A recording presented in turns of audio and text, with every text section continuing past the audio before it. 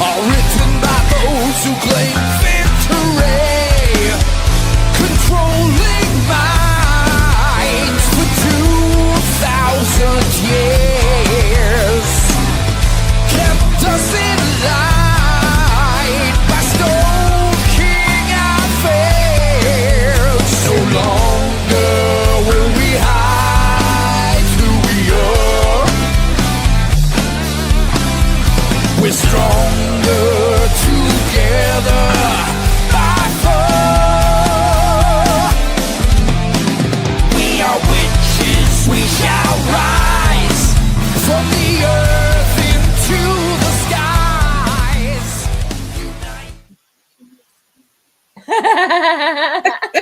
I was doing the same thing. Well, hello there, sis. How are you? Hey, I was just rocking out. I love that song. It's just like, we are witches, we will rise. It's like, Rise. yeah, Into the skies. I know, right? My gosh. Anyway, welcome to Within the Cauldron. We hope that you would like our show today. No. Oh, there's a bell. Somebody's liking the show already. My dead bell's going off. I think that's a spirit to say, who's this handsome guy at the bottom of the screen? Well, who is he? Let me tell you. I can tell you exactly who he is. Okay. He's a bio author of 21 critically acclaimed books translated in 12 languages. Lon Milo DuQuette is one of the most respected entertaining writers and lecturers in the field of the Western mystery traditions. He is also a gifted singer-songwriter, and a recording artist. Career has spanned nearly 6 decades. He's internationally recognized authority on tarot, hermetic, I can't say that word, qabalah, and Western ceremonial magic. Wow, I did it. Since 1975, he has served as the national and international governing officer of Ordo Templi Orientis and is an expert on the life and mystical writings of the O.T.O.s most famous and infamous leader, Aleister Crowley. Let me introduce you to Lon Milo DuQuette. We're not worthy. We're not worthy.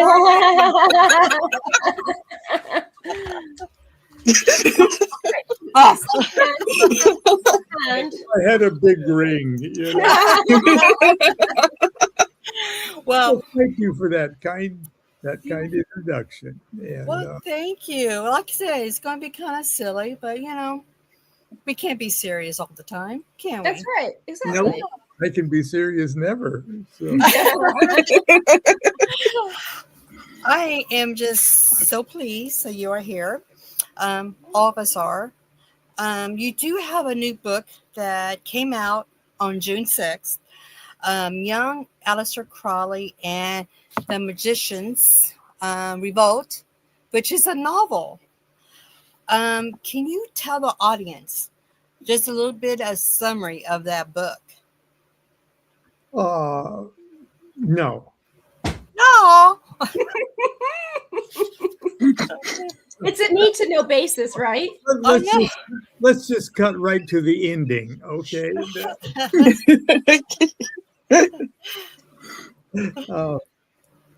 Well, first of all, it's not history, okay?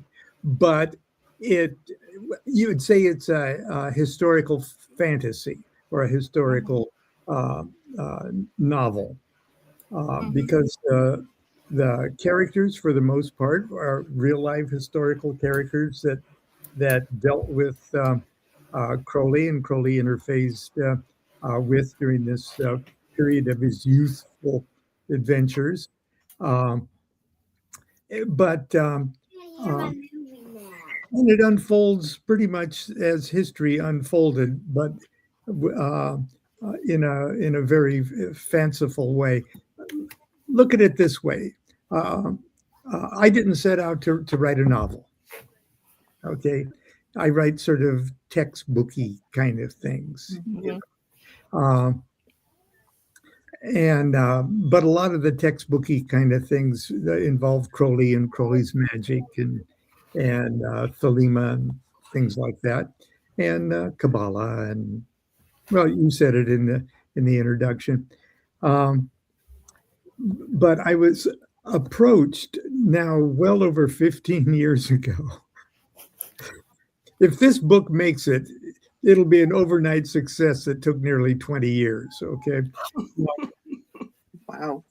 I was approached by a filmmaker who's interested in magic, a local Hollywood film producer, because he wanted a script for an Aleister Crowley movie. And I'd never, wow. okay, not only have I written, ever written a script before, but this was 15 years ago. And I was a younger person, you know, when I started. And, you know, I told him there's lots of other really cool Crowley biographers that can write you really good thing. And he says, I don't want a history. And, is that my brother in the closet? Is that Carl? I was wondering. Carl, would you? It's an in joke. I'm sorry. We were talking before about my dungeon. Okay. Behind these doors, right in front of his face, it's like a closet. So. Yeah. What was I talking about before I digressed myself? The screenplay. Yes. Oh, yes. We're talking about the book, right? Okay. Correct. Yeah. He said no. He wanted a fantasy type thing, that a historical fantasy. He didn't want a potted biography, you know, and which I didn't want to do. But I'd never written a screenplay, so I said no, I can't do it. And he approached me 2 or 3 more times and said that he would walk me through the process, you know, hold my hand. This is Jim Britkowski. Hold my hand through the process, and he bought me this. It's called Final Draft. It's a screenplay program, and yes, I'm excited about it too. Yeah, and it's very intuitive. If you've ever worked with Final Draft, it just takes about maybe an hour to get just 1 or 2 keystrokes that you can just sit and imagine a movie. And if you can type, it almost automatically puts it in beautiful screenplay format. Nice. And still, I didn't want to do it. And he said, well, you know, I'll pay you. And I said, well, okay, let's, you know, when do we start? And so I wanted to and I could have done any period of Crowley's life, okay, because there's just a million. Crowley's life was so packed full of very interesting and disturbing things. You know? And but one of the most interesting, and the one that was packed with so many celebrities of the time, was when he was just about 24, 25 years old, when he joined the Golden Dawn. And his presence in the Golden Dawn almost accidentally set into motion. He was a catalyst of a brewing magician's revolt that was taking place within the Golden Dawn. And all it needed was one drop of chaotic Crowleyness to set the whole thing off. Just historically, it's a very, very interesting story. But it had characters in it, literary characters like Maud Gonne and W.B. Yeats, and I threw in Bram Stoker. We don't know. and real guys like McGregor Mathers and Florence Farr, who was like the Marilyn Monroe of the English stage at the time. Mm-hmm. Very, very colorful, interesting people. And I just went to work on that period, and I wanted it revolving around the sacred magic of Abramelin the Mage, that infamous grimoire. And I set to work and wrote what I figured was a pretty good screenplay, and he figured it was a pretty good screenplay. And we had a mutual friend as an agent, Patricia Baker, the Big Picture Agency. And she almost immediately found a movie company that wanted it. I love it. And this sounds very. Oh, I went to England. Well, I went to England. I just happened to go to England, and I met with Snoo Wilson, the playwright. Snoo Wilson, who's a good friend of Alan Rickman. And Alan Rickman had for years been dying to play Aleister Crowley in a movie. And so Alan Rickman, he signed a letter of intent to play Aleister Crowley, if it ever moved forward. And we were so excited. I love Alan Rickman. Oh, God. Yes, Alan Rickman, he's a god. Yeah, he was. Yeah.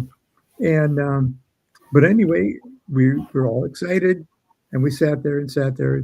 Nothing happened. Nothing moved forward. Nothing happened.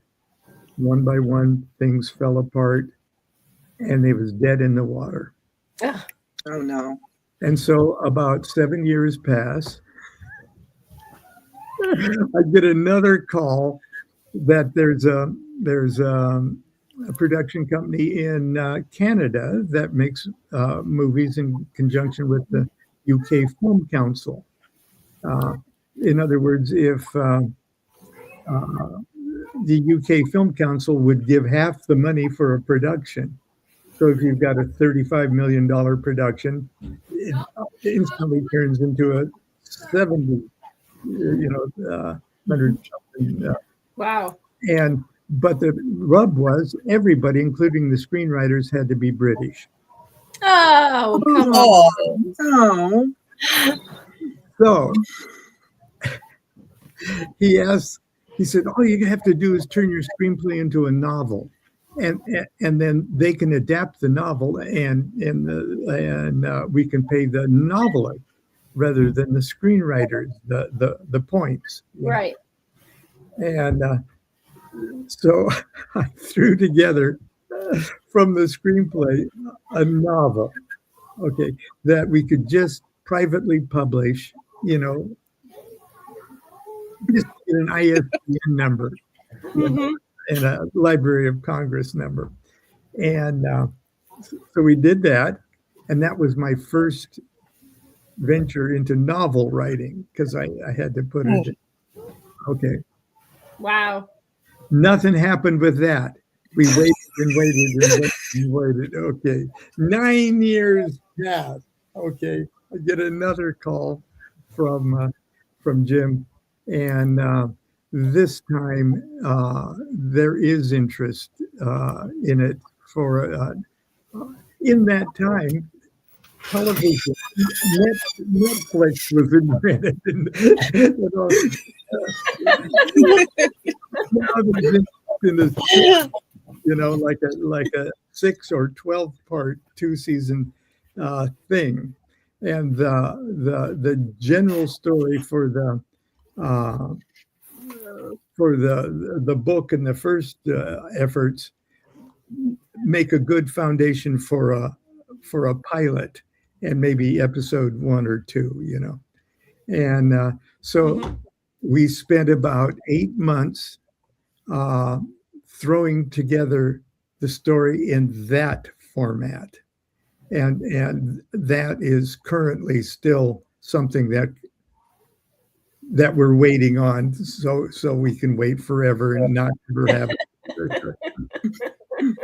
But in the meantime, there's been so much interest in the potential of it actually, making it to the screen that my main publisher, Weiser, saying, "Can you throw that pilot into a novel, and we'll do the novel, we'll publish your novel." Uh-huh. That's it. Oh, I love it. Okay, that's it, and it's a whole lot different than the thing that we privately did and everything else, and it incorporates ideas and twists and things that our work on the series incorporates, and that's why this is now out with Weiser. And the reason I wanted to do this, okay, I know a lot about Aleister Crowley, and I know he's a colorful character, and that I don't think I would have liked him in person. I don't think. Yeah, I don't think he would have liked me either, because we're both strange in different ways. I would have admired him. Okay, I would have admired him, studied him, and everything else. But just as a person, I'm not sure we would have got on, because he wasn't good with people. But anyway, what if you would find out, how popular Indiana Jones is from the Temple of Doom, Yes, to the Lost Ark. And we all love Indiana Jones. Mm-hmm. We're in love with this archetype. He's like a god, okay, a cultural god. And we all love him, and we all love the adventures, and we always look forward to a new movie and such. Now Harrison Ford is 10,000 years old, and we can't. But anyway, It still looks good too. he's still. I hope I look good when I'm 10,000. Don't let Chris hear that, Chrissy. But true. and it's funny, Carl and I are the same age, and we don't look anything alike. Oh my.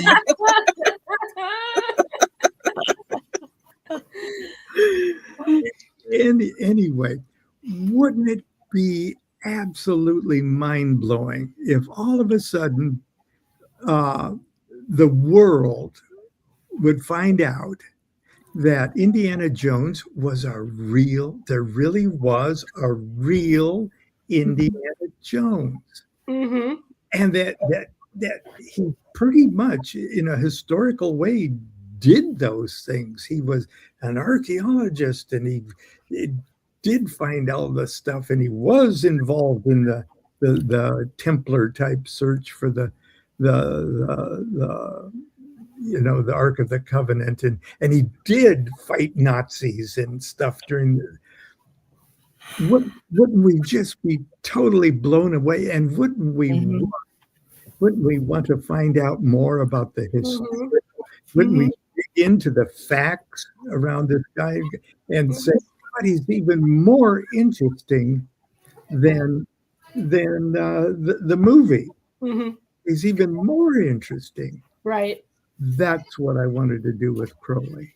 That's awesome. That is awesome. Life. Yeah. So Life. Yes. the Raiders of the Lost Ark of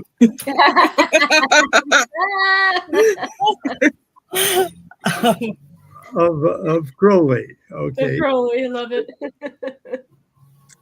So yeah, and really encouraged. It came out on 6/6/26. Okay. Love it. And I love that. I do too. yeah. The folks at Weiser, so they're wonderful. They're a wonderful, wonderful publisher, and they're really sticking their neck out, publishing a fiction, a novel, because with the exception of the couple of Dion Fortune novels, okay, this they're sticking their neck out, and so it's been well received. Not only that, but it's been distributed to be aimed at young adult fiction. Okay, instead of just adults, and that's kind of the area I would like to see penetrated. Right. Absolutely, yeah. So, Well, Teresa, I know you have a question about another book. Won't you ask him that question? I want to buy this book simply because of its name. And it's Homemade Magic, The Musings and Mischief of a Do-It-Yourself Magus. And it's coming out in October. It's available for pre-order on Amazon. And can you tell us a little bit about that book? yes, it's one of my favorite books. Okay, I say that about them all. It's like Is that kind of like children? You're not supposed to be like, you're not supposed to segregate one child, but you do it anyway. Yeah. Can you imagine how bad Carl feels? Exactly. I was just going to say that. Carl feels horrible about that. And one of my first books with Weiser, I think it came out in '93, was called My Life with the Spirits. And I was pretty young to be writing an autobiography, okay, but I did it just because I'm crazy, and it was a hard sell too. Betty Lundstedt at Weiser, she had to chew on the idea for a while, and finally she called me up on a Saturday and said, "Well, we'll do it. We'll see what a living magician is worth."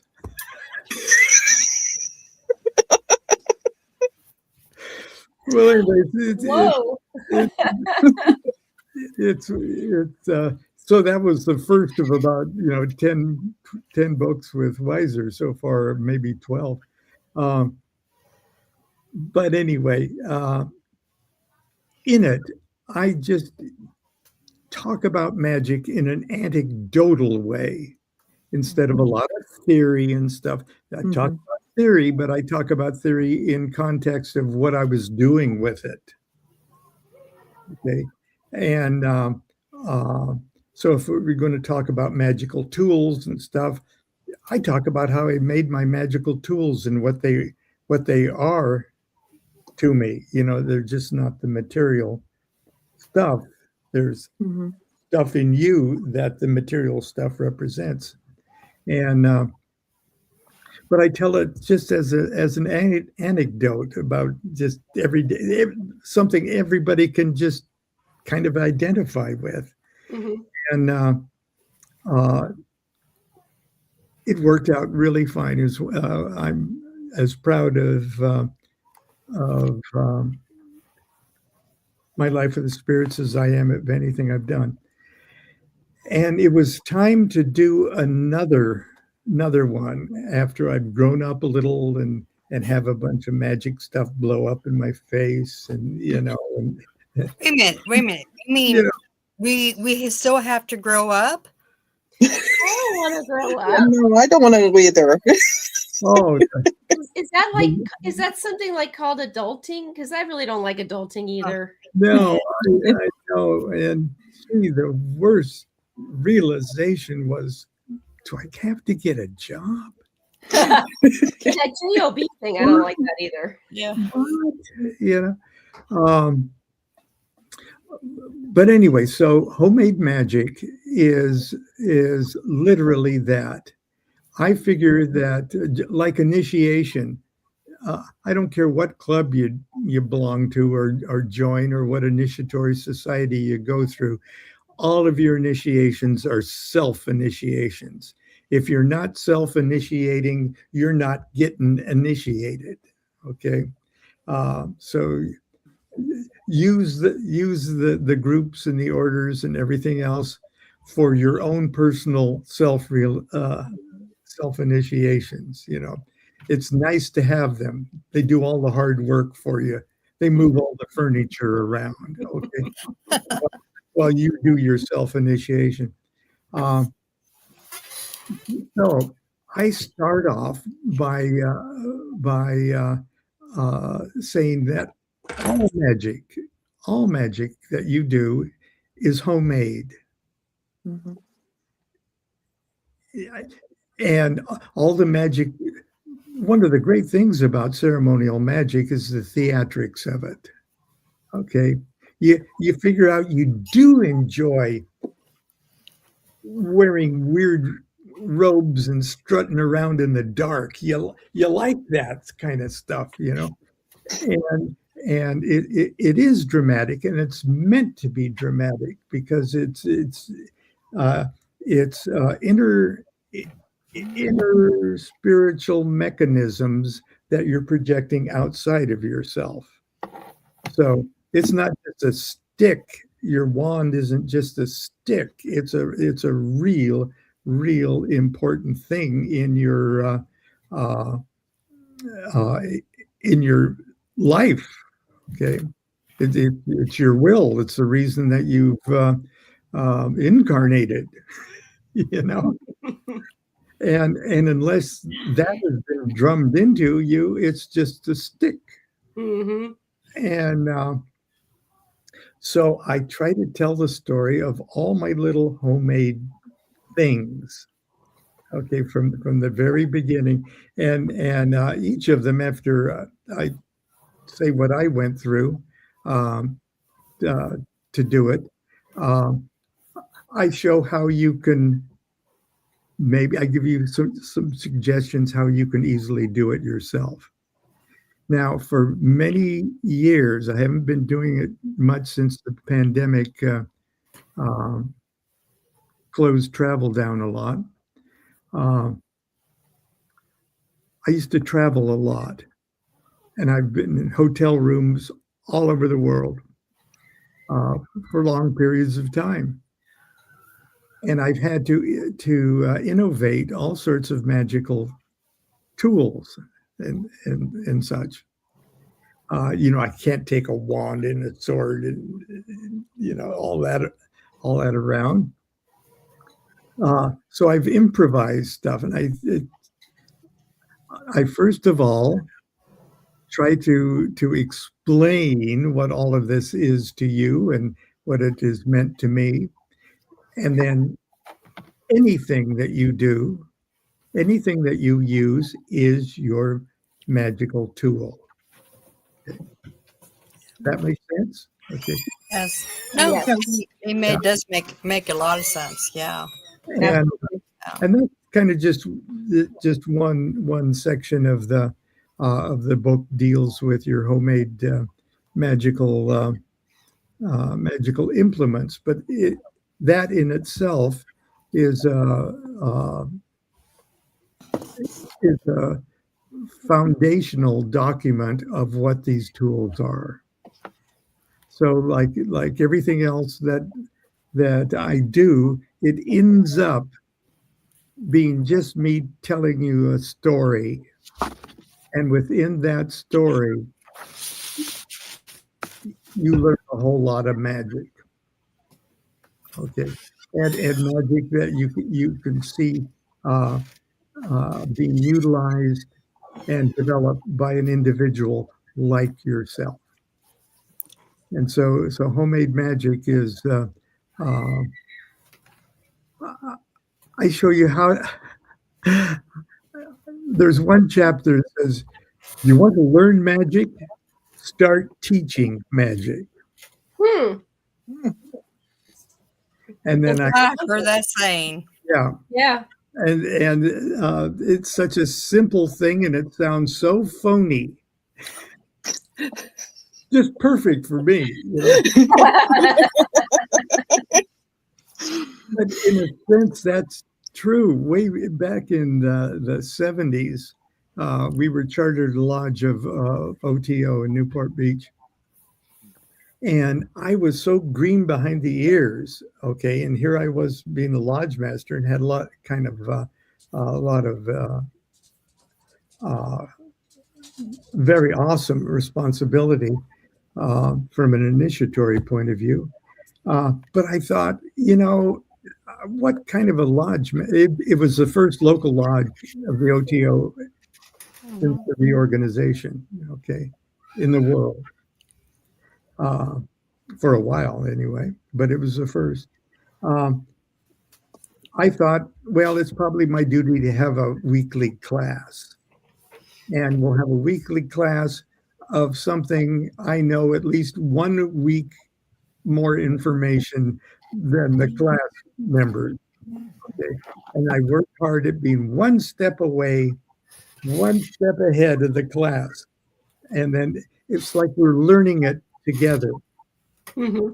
And then I discovered that I don't know what I know until somebody asks a question. Right. Yes. And that magic secret is the key to want to learn magic, teach magic. Okay. And so when it came time to after a few months, there's only so many times you can teach the pentagram ritual. There's only so much you can get out of the preliminary study of the hexagram ritual, And my wife and I were celebrating Gnostic Mass, which is quite an elaborate ceremony. But as a class, I was having to go through what limited material was available to me in the late 70s of Crowley material that was available at the time to stay one week ahead of the class. And so I talk about that. Then I talk. There's a chapter on a mystery school in your backyard.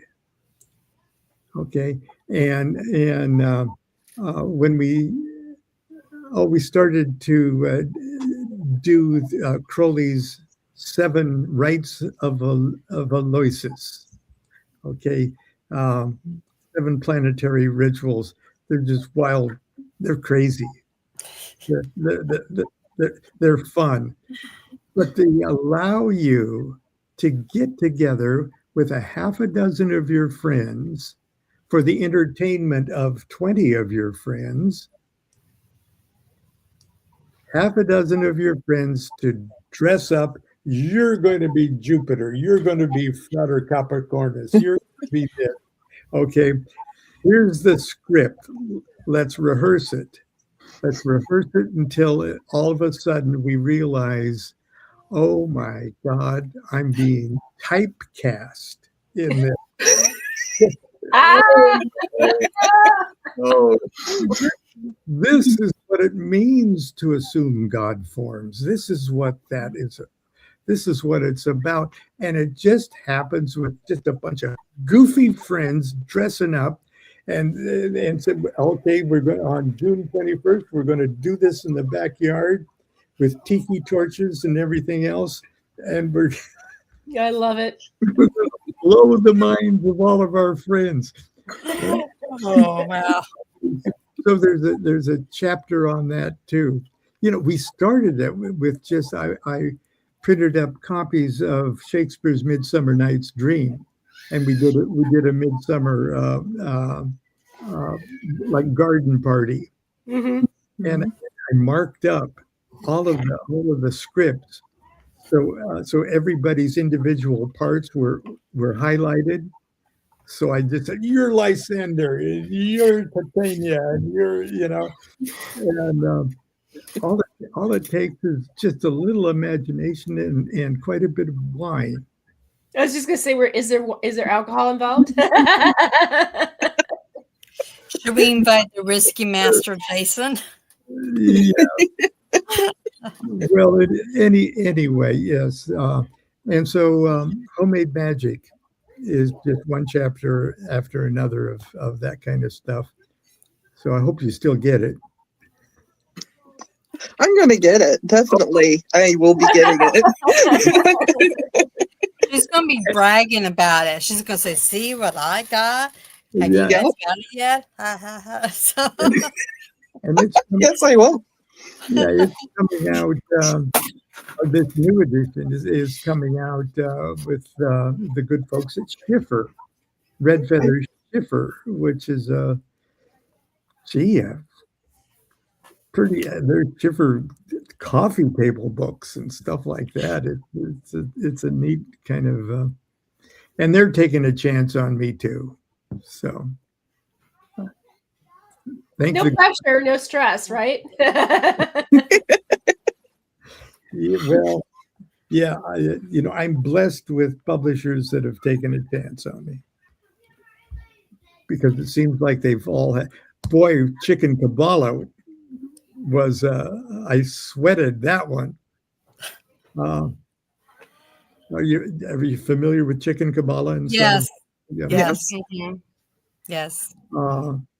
That came from Monday night class too. After year after year of, well, we got to do Qabalah for another 6 weeks, and year after year, it kept getting goofier and goofier and goofier, and not just goofiness for goofiness sake. It's just that, ultimately everything is very funny. Isn't that right, Carl? Well, it's good to have fun with the classes. Though. Don't make it boring. Make it exciting. you Right, know. exactly. That's how I try to do mine. So the Donald Weiser at the time was, of course, he was still alive at the time, but Donald Weiser is a wise old Jewish Kabbalist himself. Okay, and what I wanted to do was invent a fictional rabbi, an outrageous, almost phony rabbi who could say all the things I wanted to say about Kabbalah and all of that, but without me saying it. Mhm. And so I wanted to invent this rabbi who I could quote. Okay, and then I could in my own Lon Milo DuQuette voice introduce his teachings. Okay, to as this that way I could call myself a genius. Okay?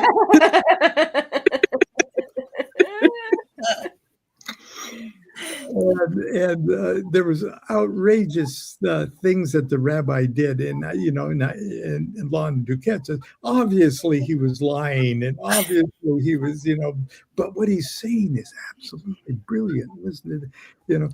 And so that was a hard sell, but so I had to really make a pitch book of this. Who is Rabbi Lamed Ben Clifford? Okay. You turn the page, and is he real? Yes, hell yes. He's pseudo-epigraphic. Is Chicken Qabalah real? Yes. Through depography,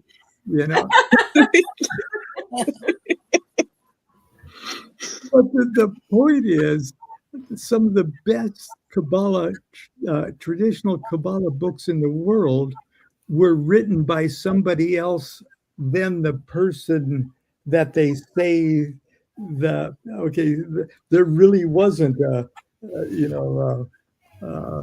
Moses de Leon. It was somebody else, or vice versa. Okay, they're all pseudo-epigraphic. I love that. Epigraphic. And then I could quote Martin Buber and everything else about the love of masquerade in Hebrews scripture. And I put all of that in a pitch book. And I went to, I think it was Chicago at that time, where the big international book sale, ABA, American Booksellers Convention, is every year. Huge thing, 40,000 people. I would always show, you're not supposed to pitch your books. Yeah, but Weiser would have me come and read tarot cards for free, things like that, you know. So I went because I knew I was going to sit in their booth and read tarot cards for people, and I had this pitch book for the chicken qabalah, and actually the pitch book is slicker than the book. Okay, it's really good. And I said, I got a new book. I want you to publish it. And I give it to him. This is the chicken qabalah on the front of it. And I can just see, I can hear him think, okay, as he's looking at it. And he's turning the pages and he starts to laugh. And he turns the next page and he's laughing even harder. Then he turns the other. Then I show him the good stuff in it, you know. And he said, "Okay, we'll do it, but you got to tell them that you wrote the book." Okay. Yeah, I can't perpetrate a hoax. Okay. Well, he can't, but I can. Okay, and. I said, sure, you know, because it's hard enough to get anything published by a, real publisher.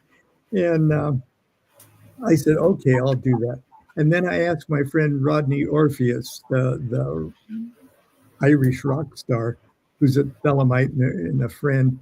I said, would you write an introduction to my introduction? In my introduction, I confess that I'm writing it. Okay, I confess. This is really me, you know, and we did this as a kind of a trick.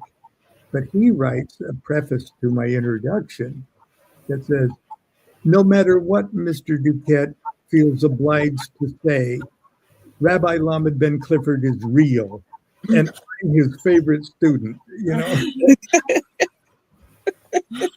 I love it. Oh my gosh. And then he goes on and tells this big fanciful story about how he was at the ashram with, you know, and everything else. So, yeah. That's great. Wow.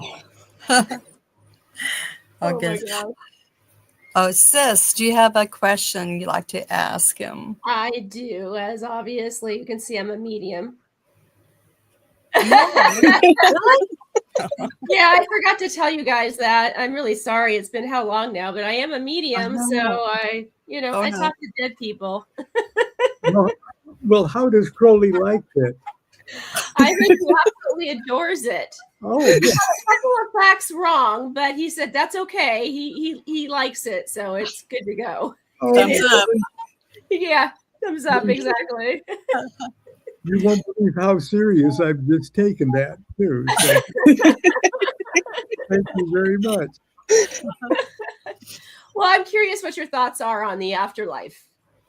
It's just the same as the life, except when you close your eyes, it's light.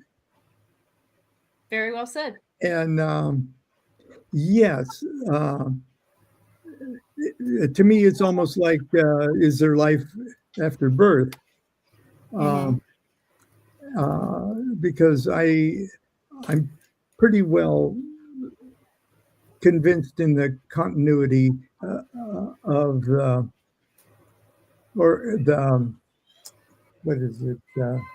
continuity of existence, and that there was when I was a kid. Here we go. Tell them the story, Carl. I was just gonna say, you're gonna talk to Carl now. When when I first started to walk, the 2 or whatever the toddler thing is, I had a pain in my leg, and they thought it was polio at first because those were the polio years. Mhm. And but it wasn't. It was Hip-Perthes disease, which there's no cure for it except immobilize the patient and hope they outgrow it. Okay, it's a bone disease of the hip. So I was stuck. I was put back in the crib, not a bed. I was put back in a crib, and allowed to blissfully dream my pre-linguistic infantile image dreams, rather than being burdened with language. Right. Okay. And so those memories, as my brain was developing, got to go in a part of the brain that stores those memories that most babies lose. Okay, when they become mobile. So in a sense, that what a blessing that was. But in those crib meditations, 24 hours a day, I would be awake for 20 minutes and asleep for 20 minutes and awake for 20 minutes. So there was a full night's sleep or a full day's wake. And it was glorious because those two kinds of consciousness just blended into each other all the time. And I had plenty of time to, without word language, to limit my thoughts. I could stare at the ceiling and just think, was I on before? Was I off before I'm on? Okay. And I couldn't wrap my little baby meat brain around that. And then I thought, okay, I'm going to pretend I'm off. And I could pretend that I was off only for a split second. All of a sudden I was on somewhere else. And at first, am I on in my neighbors over here that I could see out of my little crib window? Am I on in my brother? And it finally sunk in. There is no off. There is no off. So it's not a matter of onness and offness and stuff. And in those baby memories, I remembered being on as an adult in other circumstances. Circumstances that I didn't see on television. And we're talking about 1950 now. I didn't get a television until I was like 51. And or radio. Of course, I hadn't been to a movie. So I had these very adult kind of memories, some of them odd, and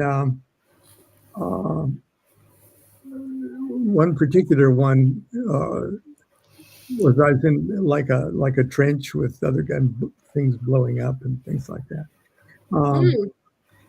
But the most vivid one seemed like the closest one, and it was me as an adult walking out of a very nice neighborhood, very nice home. There were palm trees.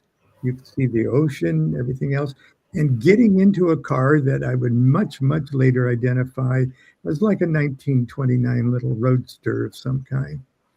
And then driving down the Pacific Coast Highway, which I couldn't identify as such, but I grew up in Southern California and soon discovered that's where I was driving. I was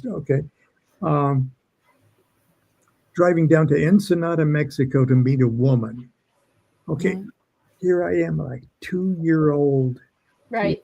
Okay, going to meet a woman, and the thing that I could remember the most stunning part of it was the excitement, the passion, the almost painful love yearning, okay, of this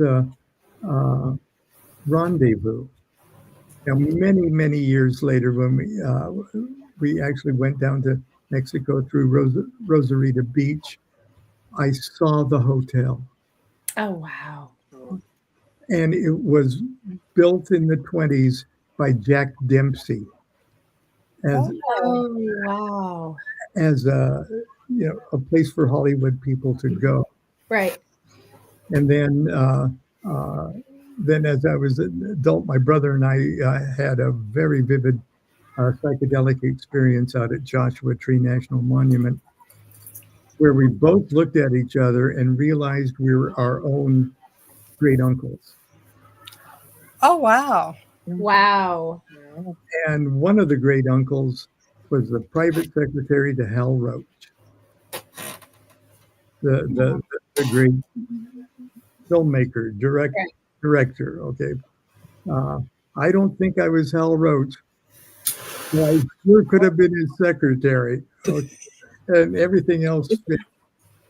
Anyway, who knows? That may be genetic memory and all sorts of other things involved. Past life. Reincarnation may be a sleight of hand of genetic memory and quantum physics. Right. Yeah. Whatever it is in this dimension, it's hard to wrap our meat brains around. Mm-hmm. And when I was a little baby, I finally came to the conclusion the only thing that would put an end to my frustration of not being able to picture what off is, I figured, okay, the answer is I've never been off. Mm-hmm. There is no offness. And so the things that we experience as a receptor, as a sensitive receptor to life form memories impressed upon whatever you want to call it, the Akashic records or Right. whatever. I know that in this room, I'm not just sitting in this room. I'm sitting in the past of this room. Okay, it's happening right now. Yeah. Yeah, isn't that right, Carl?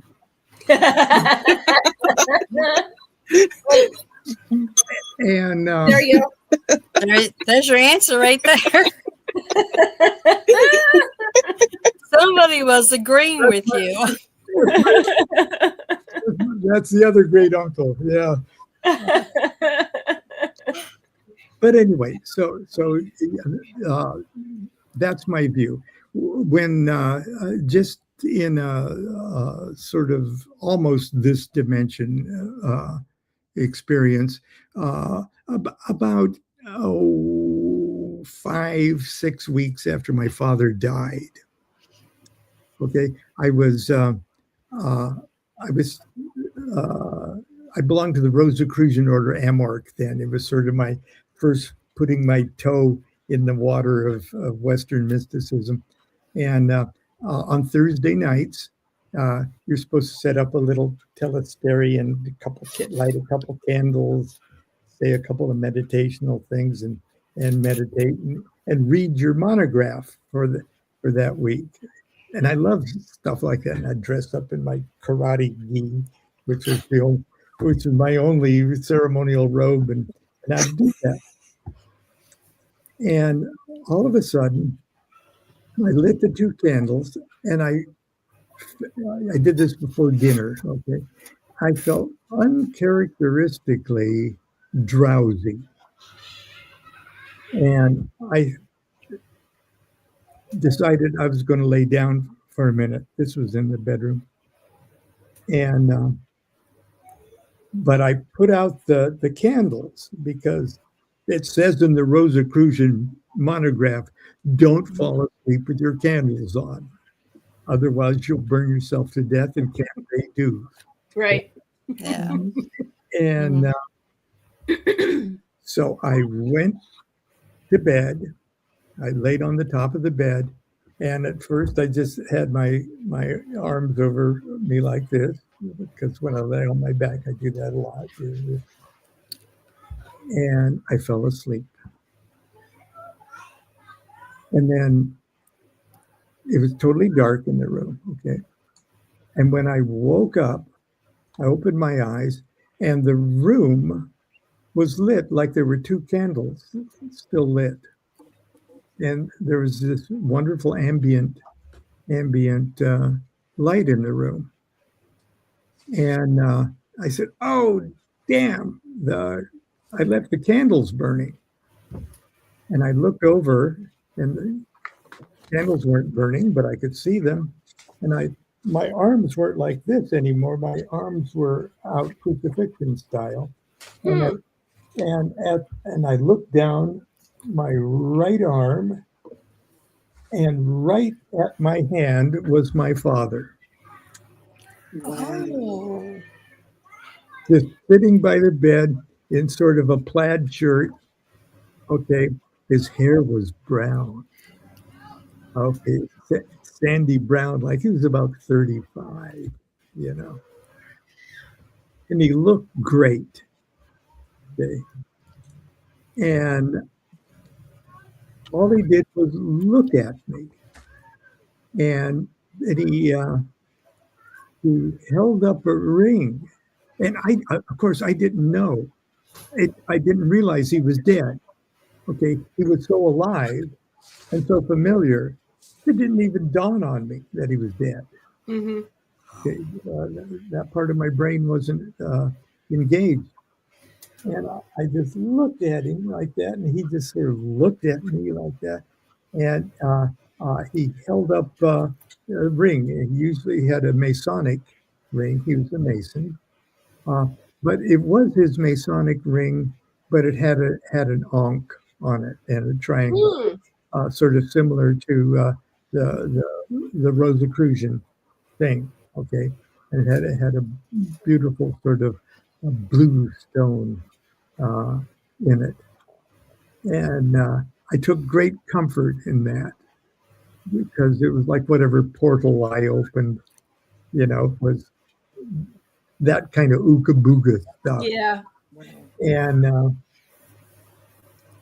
I was in such bliss that I thought, oh, I think I'm out of my body. I think we're in the same place. The thing I'm looking at him with is the same thing he is, if that makes any sense. So just to test myself, I floated out of my body up to the ceiling, like you can do in an astral projection.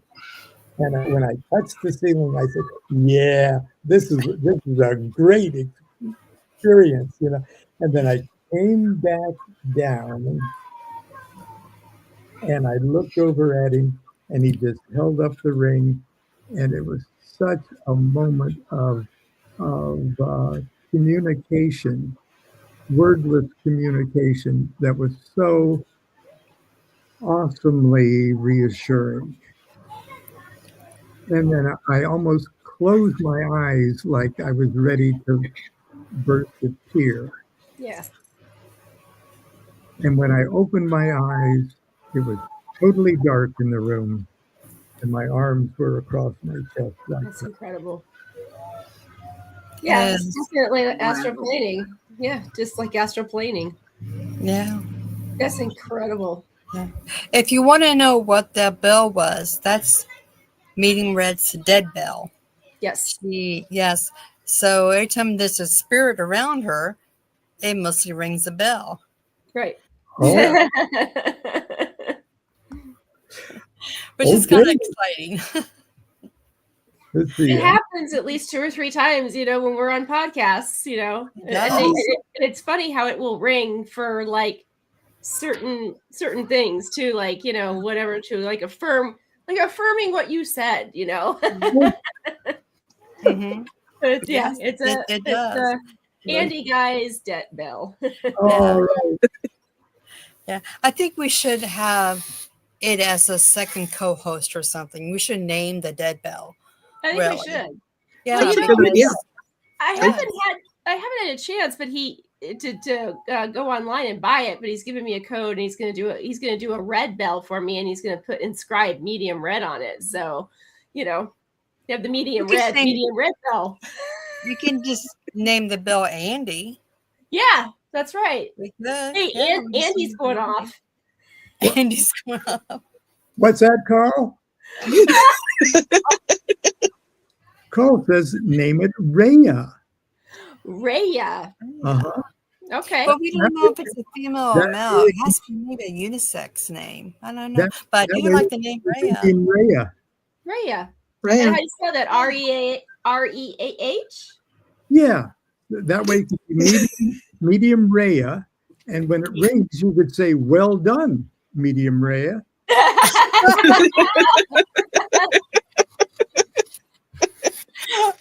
I think we got a name I then, sis. Oh, I we're know. doing- Carl is a genius. Carl is a genius. Yes. Yes. It's Tell probably him the two thank S, you. right? I'm going to have to write the book of Carl. That's right. I think you are. The two-headed Carl. Yeah. The two-headed Yes. twin Carl. Yeah. Yes.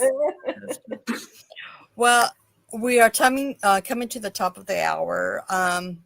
I don't want to let you go. I just want to keep you forever. But we can. His wife might, be a little upset about that, though. Yeah, I think Yeah. his wife will be too. Yeah. You need me. Okay. We have to definitely have to come back on. Yeah. Oh, sure. Because it's been a blast. We had such great laughter, and great stories that you have told, answers, I guess you could say. Who knows if you can call them answers? Yeah. A little bit of both. Everybody go to his Facebook. All the links is down below, scrolling across the screen. It's also on the YouTube channel on the description. So please just jump over there and subscribe to everything he has. Keep updates what he is doing. Subscribe to Within the Cauldron as well. And stay blessed, everybody. Please stay safe and keep cool wherever you're at. And we see you next time. Hang back a little bit with us too, Lon, if you could, Yes. when we end the podcast. So, Okay. And thank you so much. Okay, stay blessed, everybody. thank you. Good afternoon. Bye-bye.